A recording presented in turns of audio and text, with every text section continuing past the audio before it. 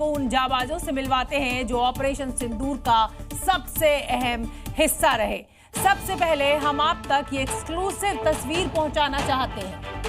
ये उस टीम की तस्वीर है जो इंटीग्रेटेड एयर कमांड और कंट्रोल सिस्टम में बैठकर मिशन को अंजाम दे रहे थे। यानी 7 मई को मिसाइल स्ट्राइक से लेकर पाकिस्तान पर हवाई हमलों तक इस मेन टीम ने बेहद अहम किरदार निभाया। ये वो जाबाज हैं जो पाकिस्तान की हर गतिविधि को ट्रैक कर रहे थे, ग्राउंड ऑपरेशन को कमांड दे रहे थे। यही वो टीम है जिसने पाकिस्तान के हर ड्रोन हमले को नाकाम करने में अहम रोल निभाया। तो ये देखिए, ये वो टीम जो इंटीग्रेटेड टीम ऑपरेशन सिंदूर को अंजाम दे रही थी एयर कमांड सेंटर में। ये पूरी की पूरी टीम काम कर रही थी ताकि पूरे ऑपरेशन को स्मूथली अंजाम दिया जा सके। ये देखिए, ये आपको वो जाबाजों की सेना हम दिखा रहे हैं जो कि कमांड सेंटर में बैठकर पूरे इस ऑपरेशन सिंदूर को लीड कर रही थी।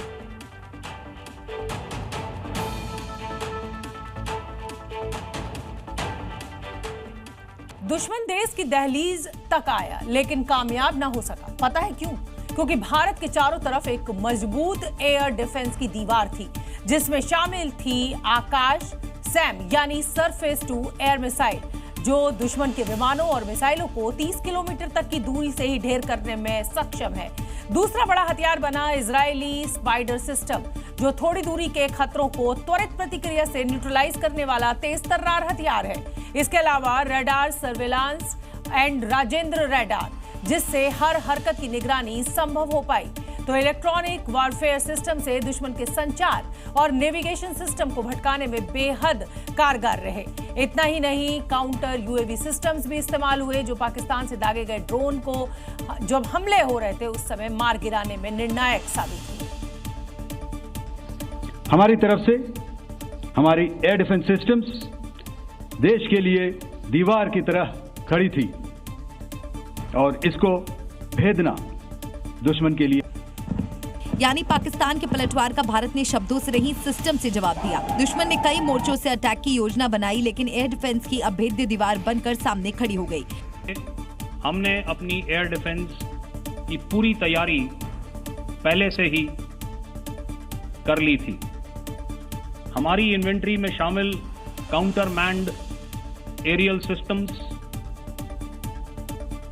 इलेक्ट्रॉनिक वॉरफेयर के साधन और एयर डिफेंस वेपन्स का इंडियन एयरफोर्स के इसी प्रकार के सिस्टम्स के साथ एक अनोखा मिश्रण किया गया।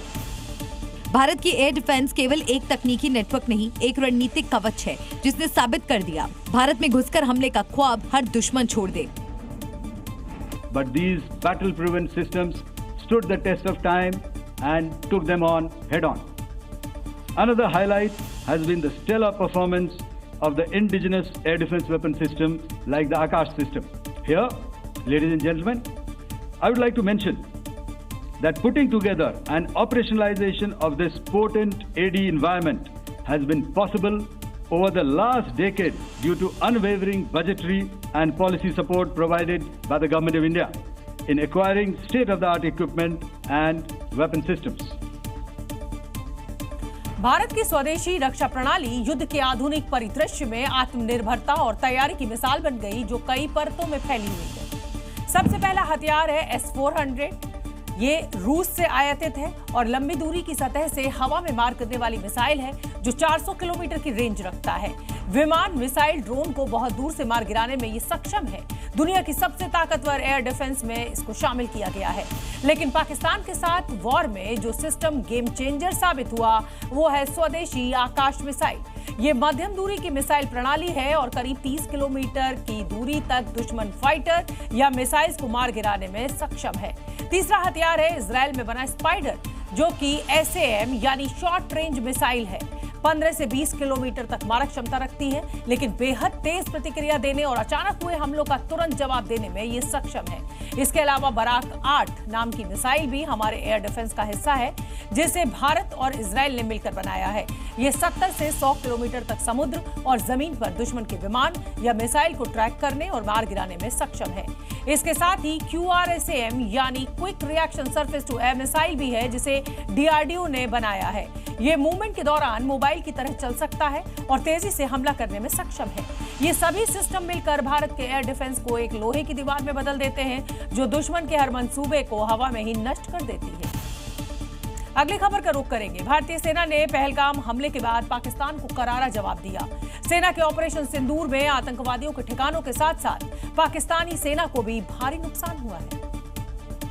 और अब भारतीय सेना ने अपने आधिकारिक सोशल मीडिया हैंडल से आतंकिस्तान पर कार्रवाई का वीडियो जारी किया है, जिसमें पाकिस्तान में थल सेना, वायुसेना और नौसेना की कार्रवाई की फुटेज दिखाई गई है। भारतीय सेना के ऑपरेशन सिंदूर में पाकिस्तान के मिराज फाइटर जेट को मार गिराया गया, जिसका मलबा भी सेना के इस वीडियो में दिखाई दे रहा है। भारतीय सेना ने पाकिस्तान की PL-15 एयर टू एयर को कैसे तबाह किया, ये भी आप देख सकते हैं। वीडियो में भारतीय मिसाइल पाकिस्तानी ड्रोन को टारगेट कर उन्हें नष्ट करती हुई भी नजर आई। भारतीय सेना ने पाकिस्तान पर एक्शन के जारी किए गए वीडियो को दुश्मन के आकाश में तबाह करो नाम रखा है और इस वीडियो के जरिए पाकिस्तान को चेतावनी दी कि अगर भारत से दोबारा टकराने की हिम्मत की तो उसका अंजाम इस बार से भी भयानक होगा। पाकिस्तान दुनिया को अब कोई भी कहानी सुना रहा हो, लेकिन सच तो यही है कि इंडियन एयरफोर्स आतंकी अड्डों और उनके सरपरस्तों पर किसी बाज की तरह टूट पड़ी और एक एक टारगेट को तबाह कर दिया। आसमान में जब भारतीय वायुसेना के पंख पसरे तो पूरा विश्व नतमस्तक हो गया, क्योंकि सिर्फ 25 मिनट में IAF ने उस आतंकी अंधकार को चीर दिया जिसका साया सालों से भारत पर मंडरा रहा था। इन 4 तस्वीरों में पाकिस्तान में मची तबाही का आपको अंदाजा हो जाएगा कि किस तरह आतंकी अड्डों का सर्वनाश किया और जब पाकिस्तान ने भिड़ने की कोशिश की तो ऐसी तबाही मचाई कि एक ही रात में घुटनों पर आ गया। Decision was taken to strike where it would hurt, and towards that in a swift, coordinated, calibrated attack, we struck his air bases, command centers, military infrastructure, air defense systems across the entire Western Front. न सिर्फ आतंकी अड्डों को वायुसेना ने तबाह किया, बल्कि दुश्मन ने जब आंखें दिखाने की कोशिश की तो सटीक हमला करते हुए पाकिस्तान के 11 एयरबेस पर अटैक टारगेट को सक्सेसफुली न्यूट्रलाइज किया। इनमें Bholari airbase, Sukkur airbase, Jacobabad airbase, Sargodha airbase, Rafiqui airbase, Chunian airbase, Pasrur airbase, Murid airbase, Sialkot airbase, Nur Khan airbase और स्कार्दू एयरबेस शामिल हैं। इतना ही नहीं, पाकिस्तान को भारत से टकराने की कीमत अपने 35 से 40 सैनिकों को खोकर चुकानी पड़ी। यानी भारत की तरफ से साधा गया एक भी निशाना चूकने नहीं पाया, बल्कि किसी बाज की तरह टारगेट को अपने पंजों में जकड़ लिया। पाकिस्तानी सेना के बैकबोन नूर खान एयरबेस को इंडियन आर्मी ने कैसे तबाह किया, आज भारतीय सेना ने वीडियो सबूत के जरिए पूरी दुनिया को ये दिखाया और साथ ही पाकिस्तान को ये चेतावनी भी दी कि अगर अब हिमाकत की तो नेस्तनाबूद कर दिया जाएगा। भारतीय सेना ने पाकिस्तान के हर मंसूबे की धज्जियां उड़ा दी और उसे ऐसी चोट दी गई कि दहशत के मारे उसके हाथ पांव फूल गए। पाकिस्तान का नूर खान एयरबेस सबसे सुरक्षित माना जा रहा था, लेकिन भारतीय सेना ने एक वीडियो जारी कर ये दिखा दिया कि कैसे पाकिस्तान के गुरूर को चकनाचूर किया। This is the strike on the Noor Khan Air Base, and you can see the effect. I'm sure most of you have seen the video. भारतीय सेना ने पाकिस्तान के नूर खान एयरबेस पर इतना सटीक हमला किया कि पाकिस्तान का डिफेंस सिस्टम खुद समझ भी नहीं पाया और भारत की ब्रह्मोस मिसाइल ने नूर खान एयरबेस को धुआं कर दिया, जिसका वीडियो सबूत भारतीय सेना ने पूरी दुनिया को दिखा दिया। और अब बात सेना के स्वैग की करेंगे। भारत पाकिस्तान के बीच सीज फायर हो चुका है, लेकिन भारत का आतंकवाद के खिलाफ युद्ध अभी भी जारी है। तीनों सेना प्रमुखों ने आज खुलेआम ऐलान कर दिया कि जरूरत पड़ी तो हम अगले मिशन के लिए भी तैयार हैं। पाकिस्तान ये ना सोच ले कि सीज फायर के ऐलान के बाद सब पहले जैसा हो जाएगा। अब अगर पाकिस्तान ने दोबारा भारत की तरफ आंख उठाने की कोशिश की या फिर सीज फायर का उल्लंघन किया तो भारत तगड़ा पलटवार करेगा। और इसके लिए ऑपरेशन सिंदूर जारी है और बॉर्डर पर सेना की बड़ी मोर्चेबंदी है। अपनी तबाही देखने के बाद भी पाकिस्तान अगर किसी तरह का आतंकी दुस्साहस करने की सोचता है तो क्या अंजाम होगा, सुन लीजिए। मैं स्पष्ट शब्दों में कह देना चाहता हूं कि हमारी सभी मिलिट्री बेसिस और सारे इक्विपमेंट और सिस्टम्स ऑपरेशनल हैं और जरूरत पड़ने पर अपने अगले मिशन के लिए तैयार हैं और तत्पर भी हैं। यानी सीज फायर जरूर हुआ है, लेकिन आतंक के खिलाफ भारत का प्रण अभी पूरा नहीं हुआ है। हमारी लड़ाई आतंकवाद और आतंकवादियों के खिलाफ थी कि पाकिस्तानी सेना ने आतंकवादियों का साथ देना उचित समझा और इस लड़ाई को अपनी लड़ाई बना ली। इस परिस्थिति में हमारी जवाबी कार्यवाही अत्यंत आवश्यक थी और इसमें उनका जो भी नुकसान हुआ वे खुद इसके लिए जिम्मेदार हैं। यानी अब कोई भी आतंकी करतूत को भारत के खिलाफ युद्ध माना जाएगा और इसका अंजाम क्या होगा पाकिस्तान सोच भी नहीं सकता। पहलगाम हमले के बाद भारत ने पाकिस्तान को चुन चुन कर निशाना बनाया और पाकिस्तान को गंभीर चोटें भी पहुंची। भारतीय नौसेना के टारगेट पर कराची था। अच्छा हुआ कि समय रहते पाकिस्तान ने सीज फायर की गुहार लगा दी, क्योंकि पाकिस्तान समझ चुका था कि इस जंग में उसकी औकात कितनी है। भारत की तीनों सेना ने जब पाकिस्तान पर एक साथ आक्रमण किया तो पाकिस्तान के पसीने छूट गए। पहलगाम आतंकी हमले के महज 96 घंटों के भीतर नौसेना ने अरब सागर में अपने जहाजों को तैनात कर युद्ध की पूरी तैयारी कर ली थी। हथियारों की फायरिंग के साथ रणनीतियों का परीक्षण किया गया ताकि जरूरत पड़ने पर कराची जैसे पाकिस्तानी ठिकानों को नेस्तनाबूद करने की रणनीति को अंजाम दिया जा सके। Thereafter, our forces remained forward deployed in the northern Arabian Sea in a dissuasive and deterrent posture with full readiness and capacity to strike select targets at sea and on land, including Karachi at time of our choosing. Navy को सिर्फ भारत सरकार के order का इंतजार था। नौसेना की ताकत देखने के बाद पाकिस्तान घुटनों पर आ गया और अमेरिका से सीज फायर की गुहार लगाने लगा। चलो अच्छा हुआ पाकिस्तान को समय रहते युद्ध के मैदान में उसकी औकात पता चल गई, नहीं तो नौसेना के प्रहार से कराची पूरा तहस नहस हो चुका होता। अभी भी भारतीय नौसेना अरब सागर में पूरी क्षमता के साथ तैनात है। विनय न मानत जलधि जड़, गए 3 दिन बीत, बोले राम सकोप तब, भयबिन होत न प्रीत। श्री रामचरितमानस की इन्हीं पंक्तियों के साथ आज भारतीय सेना ने पाकिस्तान को सख्त संदेश दिया। आर्मी से डीजीएमओ लेफ्टिनेंट जनरल राजीव गई, नेवी से वाइस एडमिरल एनएन प्रमोद और एयरफोर्स से एयर मार्शल अवधेश कुमार भारती ने ऑपरेशन सिंदूर पर 32 मिनट तक जानकारी दी। इस दौरान एयर मार्शल अवधेश कुमार भारती ने श्री रामचरितमानस के एक दोहे का जिक्र किया। विनय न माने जलधि जड़, भय 3 दिन बीत, बोले राम सकोप तब, भय बिन होए न प्रीत। क्योंकि दुश्मन बिना डर के नहीं मानता और इसलिए भारतीय सेना ने पाकिस्तान और उसकी फौज के मन में इतना डर भर दिया कि वो सीज फायर के लिए गिड़गिड़ाने लगा। यही नहीं, भारतीय सेना ने आज पाकिस्तान की चीनी साजिश का खुलासा भी किया। Some of the results achieved in countering the enemy threat vectors over the last week are now being shown on the screen. Shown on the screen is a probable enemy PL-15 missile which is of Chinese origin. This missile has missed its target. Pakistan ने भारत के खिलाफ तुर्की के सस्ते drones का भी इस्तेमाल किया था और भारतीय सेना ने उसकी पोल भी खोल दी। चाहे वो टर्किश ड्रोन्स हो या और कहीं के भी ड्रोन्स हो, हमारे काउंटर यूएस सिस्टम्स, हमारे ट्रेन्ड एयर डिफेंस ऑपरेटर्स पूरी तरह सक्षम हैं और हमारी देश की जो इंडिजिनस कैपेबिलिटी है काउंटर यूएस के लिए, उसने दिखा दिया है कि चाहे किसी भी तरह की टेक्नोलॉजी आ जाए, हम उसको काउंटर करने के लिए तैयार हैं। भारतीय सेना ने पाकिस्तान और उसके हमदर्दों को उनकी औकात बता दी और साथ ही दुनिया को ये संदेश भी दे दिया कि भारत हर साजिश को नाकाम करने की काबिलियत रखता है।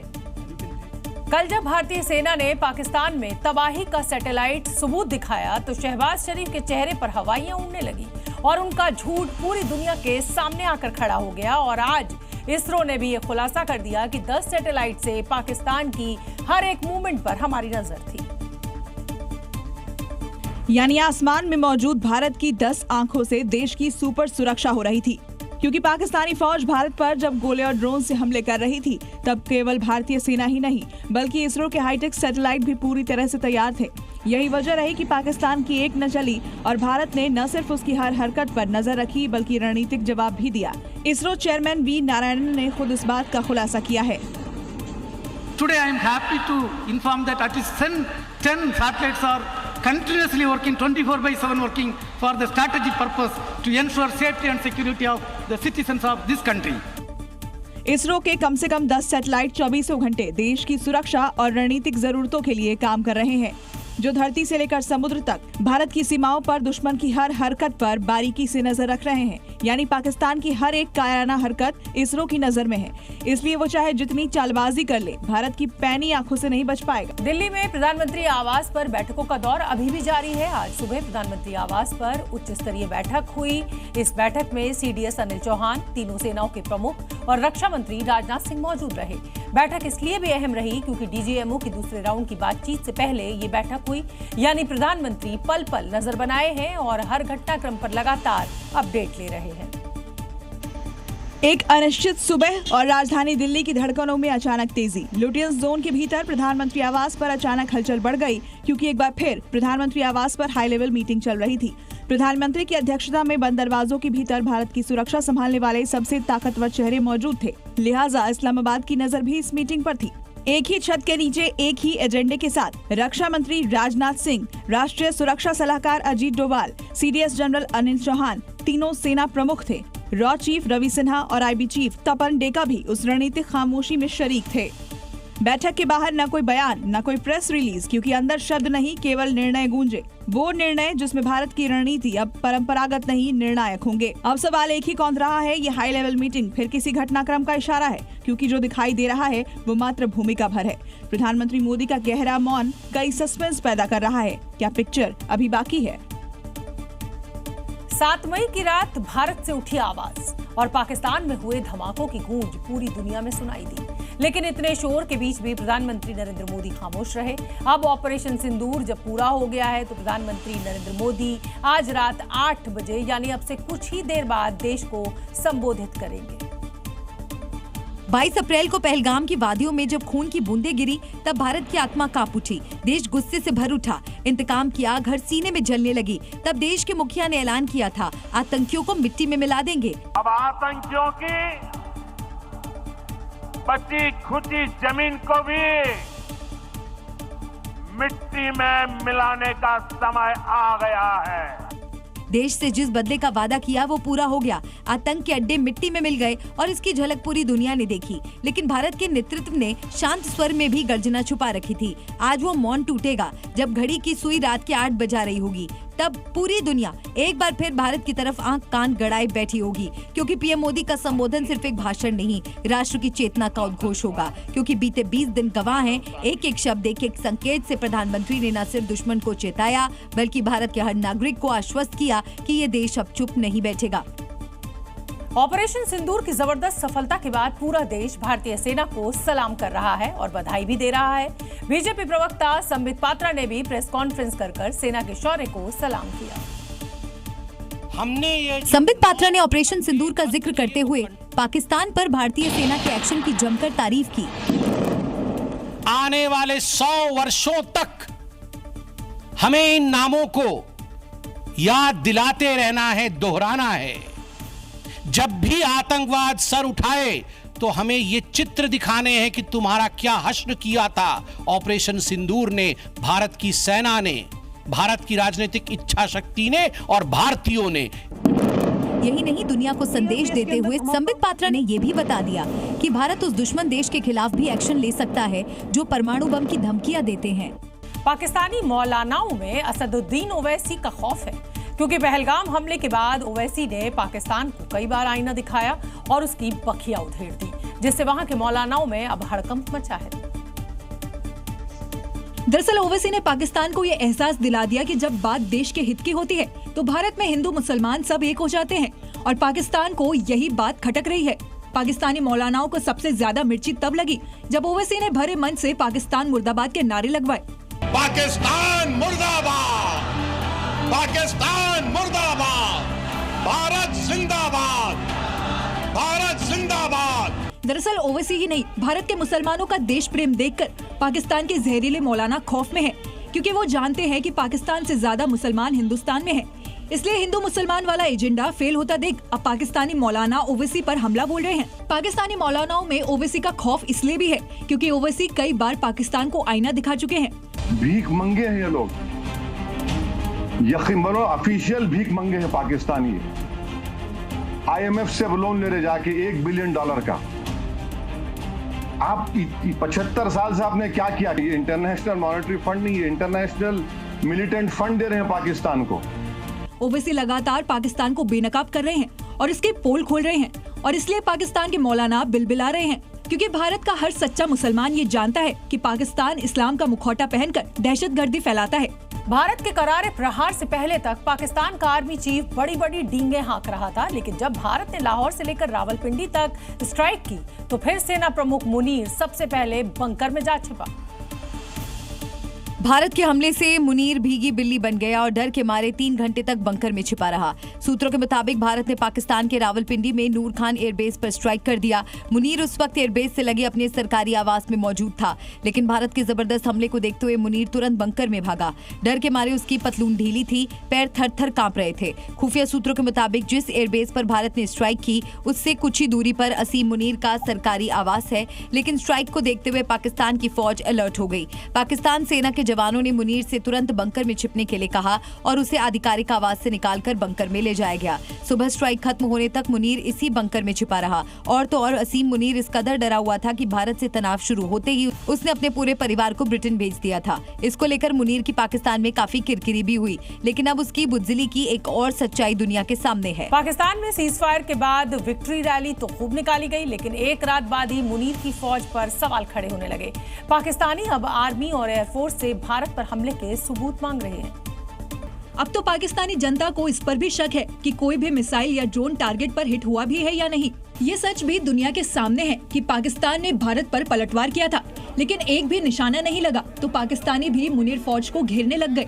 यानी सवाल अब शहबाज के साथ साथ फौज पर भी है। जनता सबूत मांग रही है और मुनीर के पास दिखाने के लिए कोई सबूत तो तब होता जब वो भारत का बाल बांका कर पाते। पाकिस्तान ने भारत से हर रण में मात खाई, लेकिन पाकिस्तान के झूठ का पुलिंदा जारी रहा। पाकिस्तानी नेवी ने दावा किया कि उसने समुद्र में पनडुब्बी जहाज और एयरक्राफ्ट तैनात किए थे, लेकिन पाकिस्तान के इस झूठ ने फजीहती करवा दी। क्योंकि पाकिस्तान के पास वर्तमान में कोई सक्रिय एयरक्राफ्ट कैरियर नहीं है जो समुद्र में लड़ाकू विमानों को तैनात करने में सक्षम हो। पहले पाकिस्तान नेवी का वो बयान सुनिए जिसे लेकर अब उसकी फजीहत हो रही है। केवल एयरक्राफ्ट वाला झूठ ही नहीं, बल्कि पाक आर्मी ने एडिटेड वीडियो के सहारे भी अपनी फजीहत कराई। क्योंकि सबसे बड़ा सवाल यही था कि क्या पाकिस्तान के पास समुद्र में एयरक्राफ्ट तैनात करने की क्षमता भी है। अगर मैं सरल शब्दों में बोलूं तो कोई भी संदिग्ध और दुश्मन के हवाई जहाज को कैरल बैटल ग्रुप के कई 100 किलोमीटर पास आने का मौका नहीं दिया। भारत की सैन्य शक्तियों से हारा पाकिस्तान अब झूठ फैला रहा है, लेकिन ऑपरेशन सिंदूर के बाद पाकिस्तान न केवल सैन्य मोर्चे पर बल्कि डिजिटल युद्ध में भी हार रहा है। भारत ने न केवल आतंकी ठिकानों को ध्वस्त किया बल्कि पाकिस्तान की प्रोपेगेंडा को भी बेनकाब किया। भारतीय सेना से पिटने के बाद अब पाकिस्तानी सेना खुलेआम जिहादी एजेंडा की बात करने लगी है और इस्लाम को अपने सैनिकों की ट्रेनिंग का अहम हिस्सा बता रही है। अहमद शरीफ चौधरी कहने को तो ये पाकिस्तानी सेना का प्रवक्ता है, लेकिन जिस भाषा में इस्लाम और जिहाद की बातें कर रहा है वो किसी मौलाना की तकरीर जैसी लगती है। इतना ही नहीं, अपने देश की मीडिया से बात करते हुए पाक आर्मी के प्रवक्ता अपनी फौज में मजहबी कट्टरता भरने की कोशिश करते दिखाई दिए।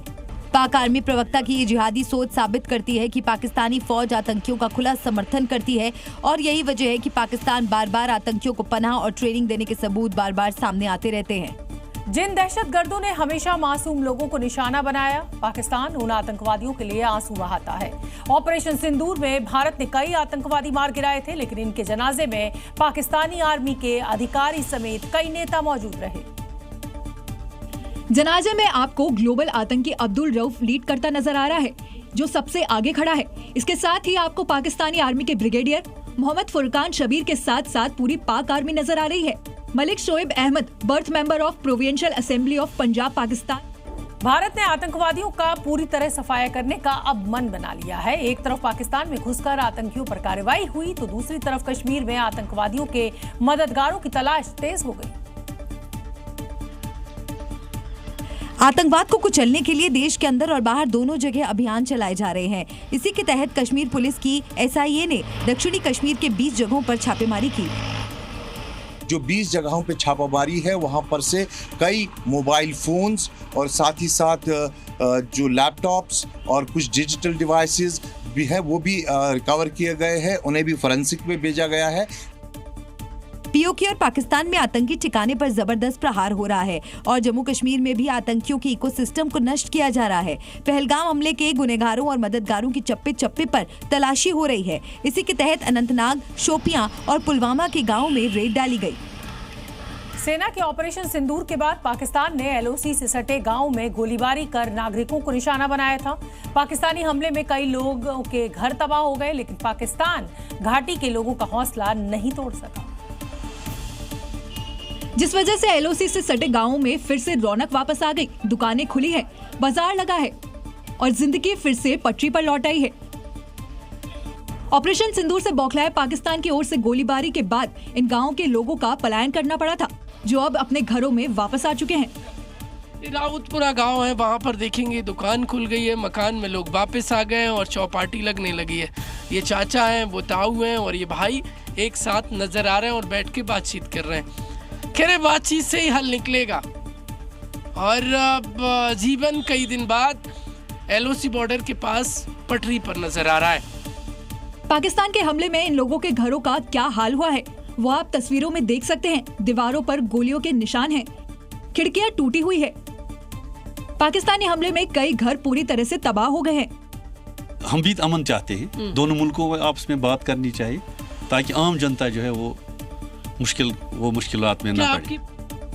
भारत पाकिस्तान में जारी तनाव के बाद हैदराबाद की कराची बेकरी को लेकर भी अब विवाद शुरू हो गया है। बेकरी का नाम पाकिस्तान के शहर के नाम पर होने पर कुछ लोगों ने जमकर हंगामा और तोड़फोड़ की।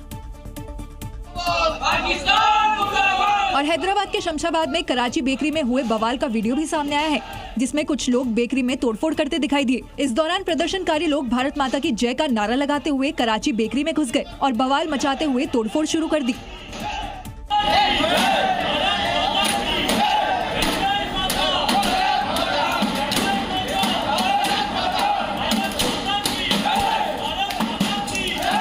इसके बाद प्रदर्शनकारी हाथों में तिरंगा लिए कराची बेकरी के गेट की सीढ़ियों पर पाकिस्तानी झंडे का पोस्टर चिपकाकर उसे कुचलते हुए पाकिस्तान मुर्दाबाद के नारे लगाने लगे।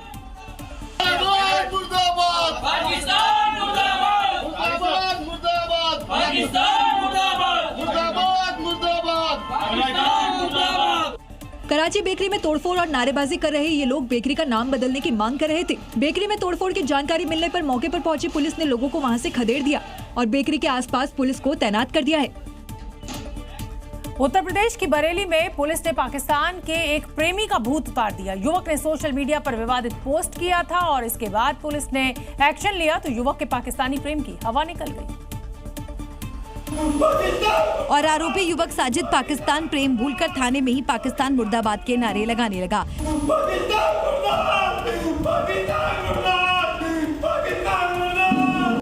बताया जा रहा है कि देवनिया थाना इलाके में आरोपी साजिद ने सोशल मीडिया पर पाकिस्तान के समर्थन में एक पोस्ट शेयर की थी, जिसके बाद हिंदू संगठनों ने पुलिस में इसकी शिकायत की और पुलिस ने एक्शन लेते हुए आरोपी को गिरफ्तार कर उसका पाकिस्तान प्रेम का भूत उतार दिया।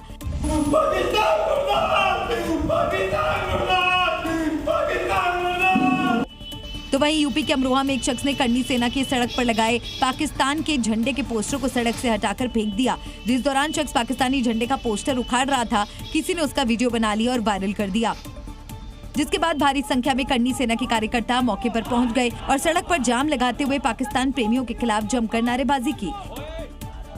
आतंकवादियों को बाहर निकालो, बाहर निकालो, बाहर निकालो, आतंकवादियों को बाहर निकालो।